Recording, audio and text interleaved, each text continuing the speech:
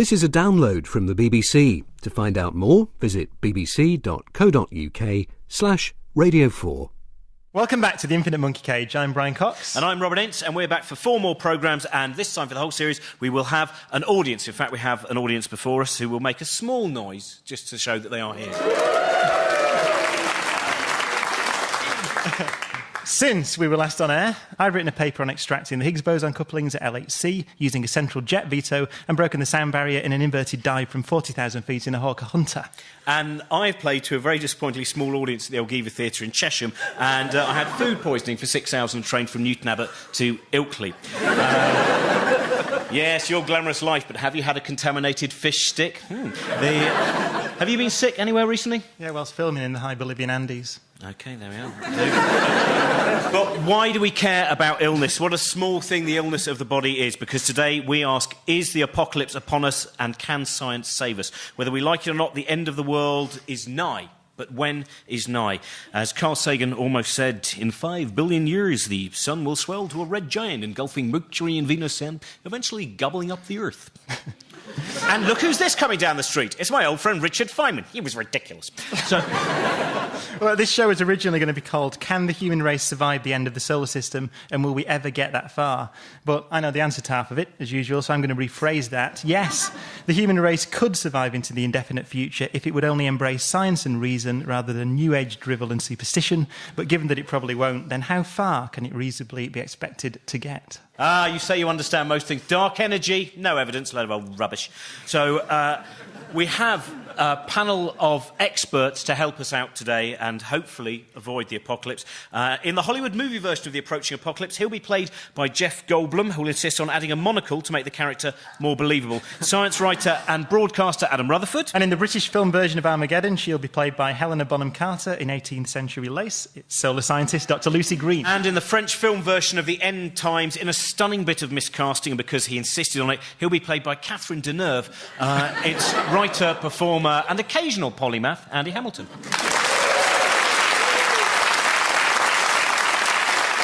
Andy, firstly, whatever happened, and did they ever exist, to the man with the end is nigh signs? Oh, yeah. I think I've got a vague memory of an end is nigh man who used to walk around the West End when I was younger. But I don't know where he is. Well, he'd be dead, probably. He's got told you on the back. But, I mean, yeah, I don't know, because they're in cartoons. Yeah, end is nice sound. And I was at the Cartoon Museum the other day, and also flashers in coats like that. I don't know, were they real? They were, good. Thank you very much. What a nostalgic memory, where have they all gone? Adam, I want to come to you for a considered scientific opinion. Let's go straight to the heart of the matter. 2012, it's in the news, it's all over the web. What's your opinion on 2012? You're referring to the Mayan prophecy that in 2012 the world will cease to exist. So it's derived from this calendar and the 144,000-day cycles that the Mayan calendar was based on. 2012, 21st of December 2012 to be specific, is the end of the cycles.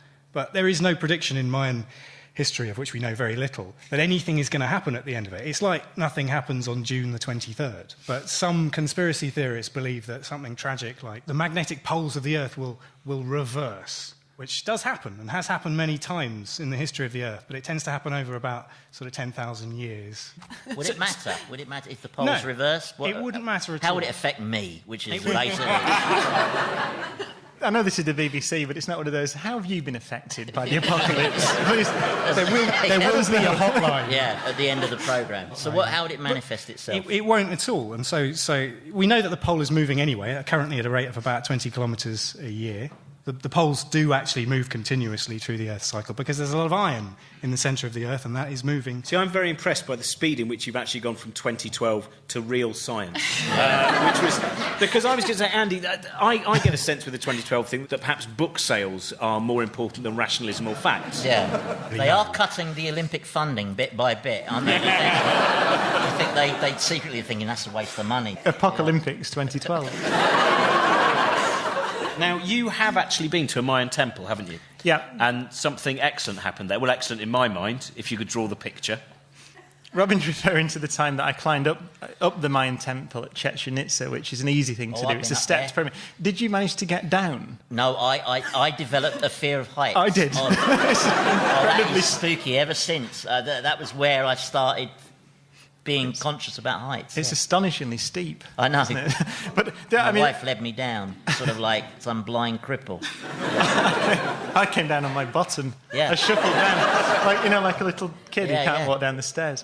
But I mean, the thing is, Can we just, let's not move on too quickly from that. Let's all think of sexy Brian Cox. And everyone go, oh, look, there's Brian Cox. Oh, going down a temple on his bottom. I don't know if this is some kind of atheist agenda, whether actually... a comment on the 2012 myth. But I mean, the real question... So the Maya were actually interesting, weren't they? I mean, they were excellent astronomers. I'm going to ask Lucy if there is anything interesting, astronomically speaking, in 2012. Well, there could be. See?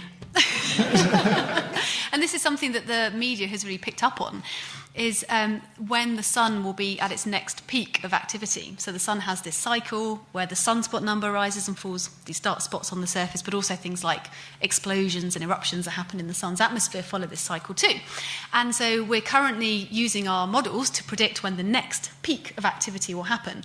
And the first calculation showed us that it will indeed be around 2012. So that really got jumped on. And so the thing that I keep reading in the paper is that the sun will unleash the big one in 2012 and it will wipe us out. But just like the Mayan calendar and the end of days has been shifted forward 60 days, so we refined our models of the sun, and now we think solar maximum will happen around 2013, So 2014. The big one is going to be unleashed in 2013 instead and wipe us all out. Yes. But what are the consequences? I mean, what do you mean? So the sun has different kinds of activity, and the one that is most important happens to be the one that I study, actually, and it's called a coronal mass ejection, and these are huge eruptions of magnetic field from the sun's atmosphere. Carries with it mass, plasma, which has about the same mass as Mount Everest, so huge things that expand very rapidly. And when they hit the Earth, the magnetic field of this structure from the sun interacts with the magnetic field of the Earth, and it causes a huge range of effects. Driving the northern lights is the most beautiful manifestation, but it could also be that your satellite navigation becomes blind, other satellites themselves are affected. So actually I was looking back to see some of the effects that the sun has had on us over the years, and I started to feel a bit sorry for Canada, because in 1989 I was just drawn to this. In 1989, we had one of these coronal mass ejections that hit the Earth, interacted with our magnetic field, and induced huge currents in the Earth's system. So they flow through the atmosphere, making the northern lights, and then they flow through the rocks, or they flow through our electricity networks, which is the path of least resistance for them. And in 1989, part of the Canadian national grid was wiped out. 6 million people lost their electricity, and it cost them over £1 billion to get the system back up again. And then I was reading in 1994, 2 Canadian telecommunications satellites were taken out by an event from the sun. And one took 6 months to recover at a cost of £40 million. And these are just 2 of hundreds and hundreds of events that happen on the Earth, driven by the sun. And see, that's all very good looking at the big picture, but I still want to know, how's that going to affect Andy? Well, presumably, if we had one now, I mean, we're much more reliant now, aren't we? Yeah. I mean, would it cook sort of all the computer networks and... Well, it could take out infrastructure that we rely on. So the electricity, our weather forecasts, if you believe the weather forecasts, they all rely on satellites. So that data would be affected. Satellite navigation in your cars, actually, this is the one that people keep talking about. Well, that woman get less blind. cocky then. That was all predicted by the Maya, was it? It's not exactly the end of days, though, is it? Getting lost with your sat nav. It could be if you drive into a river. Yeah, but hang on, you're not actually saying that you've gone insane.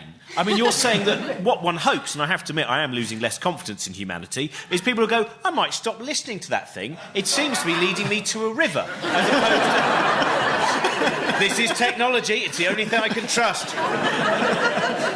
Well, you can hope, but I tell you what, I reckon it's a 50-50. But we're talking about the sun, though. I mean, we talk about these kind of things, but actually the sun itself ultimately isn't... the destiny, as we mentioned at the beginning, is in approximately 5 billion years' time, it's the end for the Earth anyway, isn't it? The end pretty much for our solar system. Yeah, that's right. So the sun only has a finite lifetime because it's fusing hydrogen into helium in its core, and that's what it's providing its power. So once that hydrogen is gone, the sun will go out. So, the sun will die, just like all the other stars in the universe. Andy, why do you think... So I'm just feeling really sad. It's not just the sun, it's all the stars in the universe. It just seems... Eventually. You're thinking about property pricing, aren't you? I am, yeah. Why do you think, Andy, people are so morbidly fascinated by the apocalypse? Well, I mean, every culture seems to have an apocalyptic myth, doesn't it? And what's odd about them as well, I was thinking about this the other day, is that they all have this, I mean, a lot of it's obviously based in religion, but they all have this slightly kinky element, in a way, which is that apocalypses are sort of like a form of punishment, really, almost like the universe is, visiting correction on us and sort of doesn't really approve of us being here. Yeah, I mean, do you think, Adam, that there does seem to be an anti-science element to these Well, it's not apocalyptic rational, theories? if that's what you're asking. and the reason we can tell it's not rational is because every single apocalyptic theory in history up to date has not happened yet. And at some point, it's like ghost hunters. At some point, they surely should turn around and say, do you know what, I think we've got enough data. So I counted that there were more than 60 in 2006 alone. How about that? Well, you mean not to humans. I mean, there are mass extinctions all the time. That's absolutely right. And in fact, mass extinction is the planetary norm, and that's something that is not really well understood in popular culture. There has been extinctions throughout the history of life on Earth, and in fact, and I love this stat, 97% of species that have ever existed currently don't. Why do you love it? Well, it's just because it shows how tiny we are in the grand scheme of things. Everything that has ever existed, which is all intricately linked together through Darwinian evolution, almost all of it doesn't exist anymore. And we're I'm still excited, there. though. You said currently don't. Does that mean, much like the pulp comeback I've been hearing about, are we going to have a Brachiosaurus? Good to have you back. Yeah, I haven't got all the guys. This isn't the original Diplodocus. I apologise. I think that's perfectly plausible in the long term. I'm just looking forward for the day they get dodos back. I just want to know what they taste like. Dodo patty. They're going to be so angry if they come back, aren't they? Imagine, they're going to be cross, dodos. And still looking at themselves and going, I'm cross and ridiculous. The worst mixture of things to be. Well, I found it because something that, for my generation anyway, dinosaurs, they didn't actually know how they... Until I think, probably, was it the early 1980s that they came up with, as far as I know, still the best current theory is that an asteroid hit the Earth. Is that right, that would still be... In fact, it was only this year that was confirmed as being the consensus view. But even so, we think about a great big apocalyptic event like a meteorite, which was probably 20 kilometres wide and leaves a 110-kilometre diameter crater in the Earth. We think of that as being an immediate and terrifying event, which it is. But in fact, the extinction that it caused lasted up to 40,000 years. Right, so even this apocalypse and the geological timescale is still relatively slow, 4 times longer than human history. They found dinosaurs that were 40,000 years after the point where this meteorite landed. Now, something I know our producer wanted to know is, if the dinosaurs died out, why are there alligators? That's what she said, and I want to know as well. It's a perfectly reasonable question, and the answer is, we don't know. Oh, dark energy, alligators. Is there anything you people know? So there are lots of quirks. It's uneven because we know that almost all of the large marine reptiles like ichthyosaurs and plesiosaurs got wiped out, but sharks didn't. They're the same size and probably had a similar level in the food chain. All of the dinosaurs got wiped out, but similar-sized reptiles like the crocodilians, like alligators, didn't get wiped out. So there's all sorts of things that we can't work out about what happened 65 million years ago, and alligators is one of them. Well, Lucy, there's a tendency to think of asteroid impacts as either Hollywood or something that happened in the past, isn't there? But I suppose in the list of things that could cause a mass extinction and remove humans from the Earth, asteroids would be, what, top? I think it would be. It's top, and I think it's my favourite way to go as well. Because you can choose how you want to die with an asteroid impact. I mean, it is going to happen. Every day we're hit by 100 tons of space debris. Mostly it's in the form of dust. But we will be hit by something big in the future. There are big objects out there. And, if you're really unlucky, it would land straight on your head and squash you. If you're, maybe next in line, if you're near the site, you might be burnt as this huge amount of energy is given up and causes fires. Or if it lands in the ocean, it might create a tsunami and you might drown. Or, like you were saying, the food chain could collapse as all this stuff comes up into the atmosphere and circulates around the globe by the wind system and blocks out the sunlight. So there are so many different ways you can go. So you get to choose by just travelling to a different place. I'm going to go to Mallorca because that will be a famine event rather than a tsunami. Do you know what? I think if you can't travel when there's a volcano, I'd be very surprised if you can travel when there's an asteroid.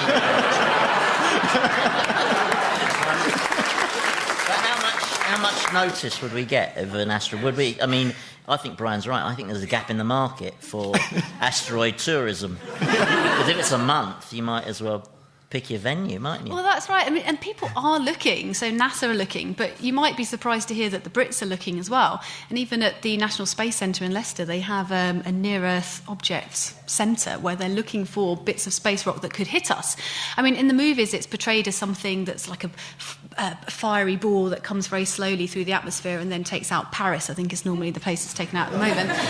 But in reality, these things are travelling extremely fast, and so this thing would slam through, and you kind of go, what? And by that point, it will have caused chaos. So we probably will have no warning. So I said that we are looking for them, but the thing is, when we look in the night sky at something that doesn't give off its own light, these things are dark, they're really hard to see. So you try and track them as they move against the star's background. But if something is coming straight for you, that's really hard to see. Which are the problem ones in general. Yes. So from in Deep Impact, Bruce Willis lands on an asteroid with a couple of mates, troubled by his relationship with his daughter, I think. I can't remember the plot that well. But they attach rockets to it, don't they? And is that right? They blow it up, do they? Do they blow it up? That's Armageddon. Oh, was it? Yeah. But the very worst thing you can do is blow it up. Because if you blow it up, then you've got a shotgun effect coming towards your planet. So, from a health and safety point of view... Yeah. If you read the should BBC really do regulations... is attach... I mean, I'm not a scientist, but if you attach rockets to the asteroid, can't you just steer all the asteroids to a safer part of the universe that wouldn't... Surely that's what we should be investing public money in. Not a sudden burst of magnetism from the sun, and then the sat-nav on the rockets goes awry, and the whole thing is just... We are actually investing money in that. I mean, NASA have got a telescope on Hawaii, haven't they? They're trying to map... See, they're all in orbit. The ones that are really problematic are the ones that aren't. So comets that come in from the outer solar system, and you don't see them. And by the time they get here, that's it. But the near-Earth asteroids are in orbit around the sun. And so we track them. And I think we have... What's the plan? To get them all the near-Earth asteroids above a certain size by 2015 or 2016, I think it is. Yeah. And then you can predict when they may come round. And one of the plans, which sounds even more ridiculous than Armageddon, is to just paint it black, one side of it. Because all you have to do is alter its orbit very slightly, and it misses the Earth very slightly. And so one thing you can do is cause one side of it to absorb more sunlight than the other. Paint and that it gives black. on one side. And that will give it enough kick because it absorbs a little bit more sunlight. That's quite a tricky painting job, isn't it? That's a lot of trestle tables. And... It's easier than get more than one quote on that one, definitely. It's easier than it sounds. Oh, right. I'll give you that. Yeah, you've got to land on it with a paintbrush, which is the tricky bit. It was Carl Sagan, wasn't it? You should do it in your voice. He said if the dinosaurs had a space program, they'd still be around. Yeah. If the dinosaurs still had a space program, it'd be crumbly but delicious. Sorry, I'm mixing up my favourite Carl Sagan. So something that I want to find out after we're going to come back to some of these ideas, but before that, one of the complaints that we've had about the show is a lack of mathematical content. People are saying it's biological, it's cosmological. Where's the maths? And so to stop people whining, and I apologise by the way for stopping you whining because I know you like it. There is. I shouldn't have said I know you like it like that. That suggests an entirely different subplot in my life and a woman who I've kept in a well. So We have decided that, yes, we have biological, we have cosmological, but it's time for the mathematical, and so we have a new regular contributor. The world of stand-up and mathematics does not always go hand in hand, but one man dares to combine the two. Please welcome stand-up mathematician Matt Parker. We just heard that apparently the world's going to end on the 21st of December 2012 because the Mayan calendar is coming to a close. But why is the end of a calendar causing people to predict the end of the world? I mean, the old computer date calendar came to a close in 2000, and that didn't... OK, bad example. But why the Mayans? What's so great about their calendar? Sure, they're an ancient and mysterious civilization, but their calendar is actually rubbish. For a start, the photos are dreadful. They're all just pictures of low-resolution pyramids. But the actual... That's funnier than you're giving it credit, by the way. The actual calendar, they have 18 months, each of 20 days. And as some of you I know have already worked out, that's only 360 days. It's over 5 days short of a full solar year. And people are using this to predict the end of the world. It can't even predict the end of a year. I think we should use a better calendar. Like a true nerd, I think we should be using the Unix calendar. And more people know what that is than I expected. Well, as you already know, I'm just repeating it. Unix time. All computers keep track of the date and the time by simply counting the number of seconds since midnight at the beginning of 1970, the dawn of the nerd epoch. And at the moment, we keep it as 32-bit time, so 32 ones and zeros keeping track. And that's going to run out in the year 2038. Just like the Mayan calendar. They had their 18 months of 20 days. They put those in groups of 20. They put those in groups of 20, and that went to a group of 13, which is what runs out in 2012. But we've now fixed Unix time. It's now 64-bit. And that's not going to run out until the 4th of December in the year 292,277... Please, I've memorised this. 77,026,596. You can check that on Wikipedia. And for the record, it's a Sunday. And given that's long after the Earth would have been subsumed by the sun, I think my prediction of the end of the world is much more reliable. Thank you very much, guys. Very quickly, we made a little list. In fact, I went on Twitter and I asked people their favourite apocalyptic vision from the movies and from television, and I wanted to find out from a panel of scientists, and you, Andy, as well, which ones are likely. Now, The Road was a terrifying film in which all life has ended apart from human life. So, Adam, what is the likelihood of that? That's extremely unlikely. Life is incredibly tenacious, and we're not a very successful species, to be honest. We haven't been around that long, we haven't even clocked up a good 500,000 years. On the other hand, we're very adaptable. We're probably the most adaptable species that's ever existed. I think the solution to the apocalypse for us is to live off-world. If we're really going to screw this planet up, let's set up shop somewhere else. Have you seen The Road, Andy? No. It's very good. It's about a man who's trying to get a pound back on his shopping trolley. And he goes on a big journey. It's not like The Road to Hong Kong. There's no Bob Hope in it. I found it a little bit of a downer. Lucy, my question for you. Planet of the Apes. Somehow humanity seems to pretty much not exactly destroy itself, but we have a change in evolution, and eventually the other primates take over and are in charge, from orangutans, chimpanzees, etc. Well, I do like to think that we are going to be taken over by some other species on the Earth. Sometimes I think we're the smartest, we get men into space, we do amazing things, but then other times I think that we're really not that smart and we're going to end up blowing ourselves up and the animals will be left and we won't be. The most indestructible are the insects, aren't they? Well, after the nuclear testing that they did in the 50s, the life forms they found that hadn't flourished but had done all right were beetles and stuff like that. There are more species of beetles than there are of any other type of animal on Earth. There are more bacteria than anything else that's ever existed. So if the apocalypse comes and we can look at it impartially, it's going to be beetles and bugs. Planet of the Beatles doesn't sound like a... Ryan, have you got a favourite vision of the apocalypse from... obviously, you've worked on a reasonably apocalyptic movie as well. Oh, I thought you were going to talk about the Large Hadron Collider then. No, we'll get round to you and your plans for the world. All these tiny little black holes sucking us away like leeches. Is that what happens? Have I confused my science there? And when I say my science, a loose collection of ideas from Look and Learn, 1978. Yes. Yeah, I did work on Sunshine, which was an almost apocalyptic movie. Apocalyptic at the box office, it turned out.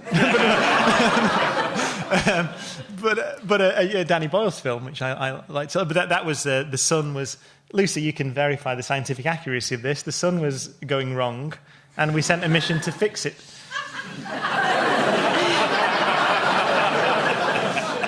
Going wrong? It was broken.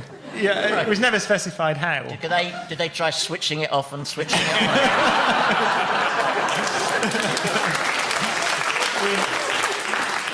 I liked the imagery in that film.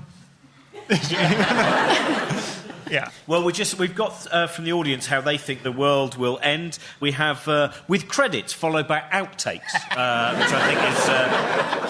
Oh, you'll love this one, Cox. Large Hadron Collider becomes sentient, Skynet style. So you haven't thought of that, have you? It's one thing, the mini black holes, but well.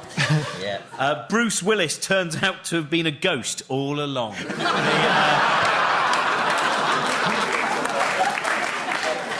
And I should say, can we add spoiler alert before I say that? Because this is entirely true. On Twitter yesterday, someone unfollowed me because I'd given away the fact Godot doesn't turn up in Waiting for Godot. No, entirely true. I was going to see this in January.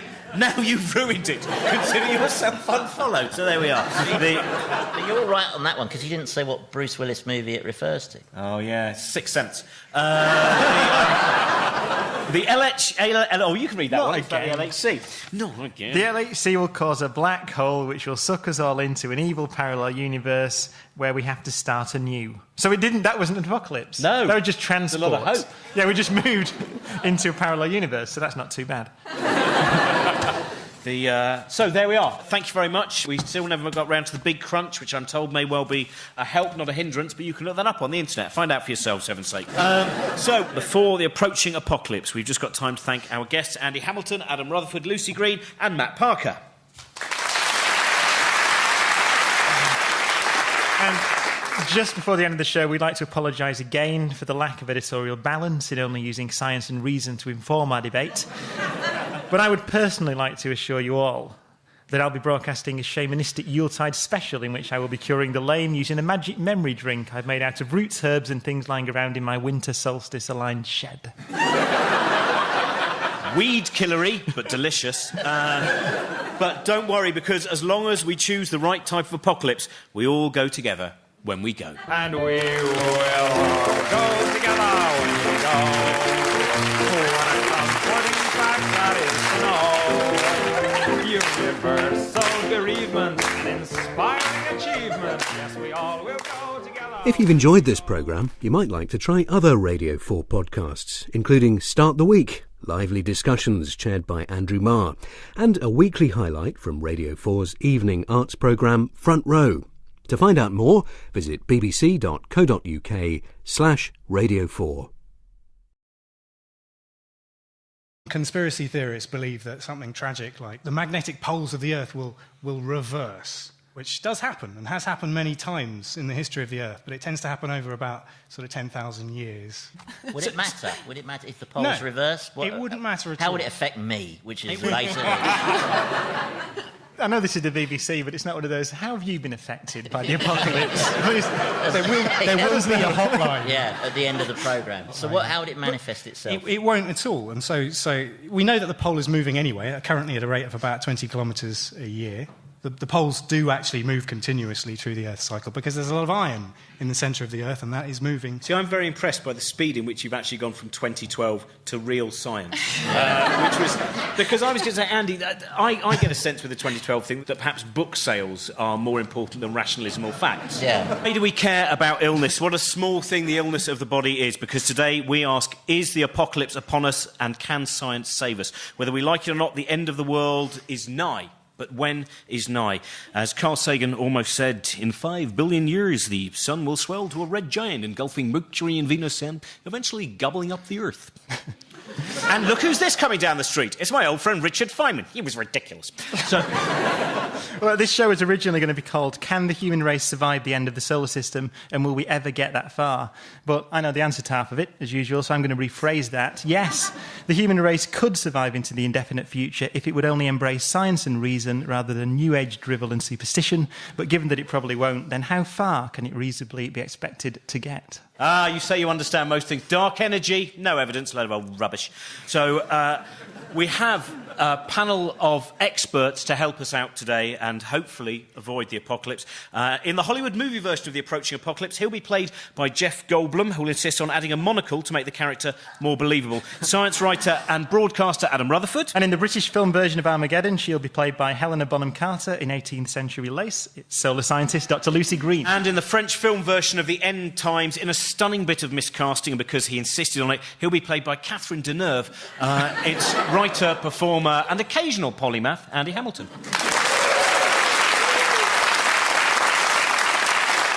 Andy, firstly, whatever happened, and did they ever exist, to the man with the end is nigh signs? Oh, yeah. I think I've got a vague memory of an end is nigh man who used to walk around the West End when I was younger. I don't know where he is. Well, he'd be dead, probably. He's got told you. This is a download from the BBC. To find out more, visit bbc.co.uk/Radio 4. Welcome back to the Infinite Monkey Cage. I'm Brian Cox. And I'm Robert Ince, and we're back for 4 more programmes, and this time for the whole series we will have an audience. In fact, we have an audience before us who will make a small noise just to show that they are here. Since we were last on air, I've written a paper on extracting the Higgs boson couplings at LHC using a central jet veto and broken the sound barrier in an inverted dive from 40,000 feet in a Hawker Hunter. And I've played to a very disappointingly small audience at the Elgiva Theatre in Chesham, and I had food poisoning for 6 hours on a train from Newton Abbot to Ilkley.